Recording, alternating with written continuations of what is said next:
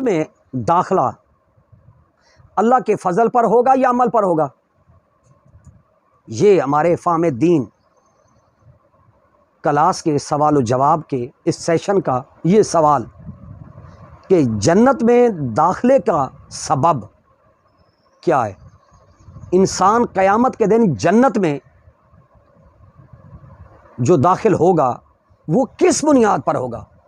کیا انسان قیامت کے دن جنت میں کیا اپنے عمل کی بنیاد پر جائے گا؟ کیا داخلہ جنت ایمان کی بنیاد پر ہوگا؟ کیا نماز کی بنیاد پر ہوگا؟ کیا روزے کی بنیاد پر ہوگا؟ لہذا جنت میں دخول کے اسباب کیا ہیں؟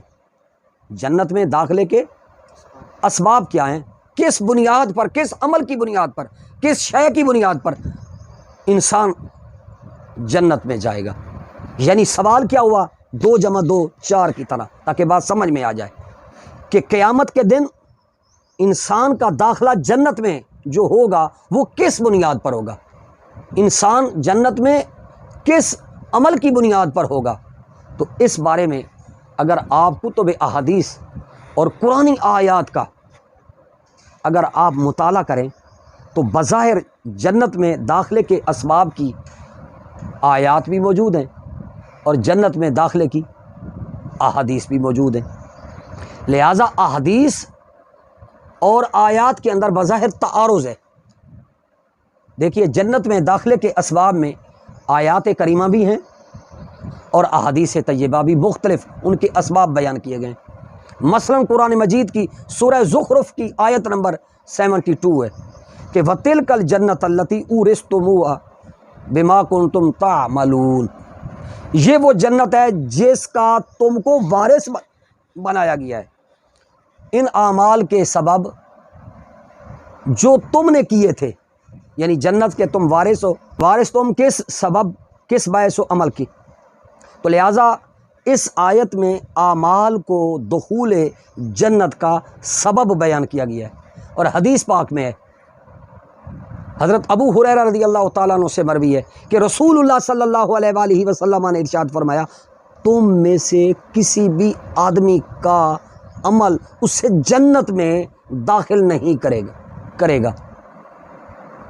حضرت ابو ہریرہ کہتے ہیں میں نے عرض کیا یا رسول اللہ صلی اللہ علیہ وسلم، کیا آپ کو بھی نہیں کہ آپ بھی اپنے عمل کی بنیاد میں جنت میں نہیں جائیں گے؟ نبی علیہ الصلوۃ والسلام نے فرمایا نہیں، میں بھی عمل کی بنیاد پر نہیں، سوائے اس کے کہ جس پر اللہ کا فضل اور اس کی رحمت ہو، پس میں جاؤں گا تو اللہ کی رحمت اور فضل مجھے ڈھانپ لے گا۔ لہٰذا اس حدیث میں اللہ تعالیٰ کے فضل کو دخول جنت کا سبب بیان کیا گیا، لہٰذا تعارض ہوا نا۔ اب اس تعارض میں تطبیق کیا ہے؟ کیونکہ ہم مطالعہ حدیث میں ہم نے یہ فنی نوعیت کی اس بحث کا جواب دینا ہے کہ آیات میں اور احادیث میں تعارض ہو، یا آیات کا آیات کے ساتھ بظاہر تعارض ہو، یا احادیث کا احادیث کے ساتھ تعارض ہو، تو اس تعارض میں تطبیق کیا ہوگی؟ تو لہٰذا اس کو کہتے ہیں مشکلات الحدیث۔ لہٰذا مشکلات الحدیث میں ائمہ محدثین نے مختلف مضامین کی آیات اور مختلف مضامین کی احادیث میں تطبیق بیان کی۔ انہوں نے کہا کہ بات یہ ہے کہ اس تعارض میں تطبیق اس طرح قائم کی جائے گی کہ دخول جنت کے 2 سبب ہیں۔ دخول جنت کے 2 سبب ہیں، ایک ہے حقیقی سبب اور دوسرا ہے ظاہری سبب۔ لہٰذا دخول جنت کا حقیقی سبب یہ ہے کہ بندہ قیامت کے دن اللہ تعالیٰ کے فضل اور اس کی رحمت میں داخل ہوگا، رحمت کے باعث داخل ہوگا۔ یہ اللہ تعالیٰ کا فضل اور اس کی رحمت جو ہے یہ دخول جنت کا حقیقی سبب ہے۔ نمبر 2 ظاہری سبب، انسان کے اعمال جنت میں جانے کا وہ ظاہری سبب ہے۔ تو لہذا نتیجہ کیا نکلا؟ یہ صغرا اور کبرا ملا کے نتیجہ کیا نکلا؟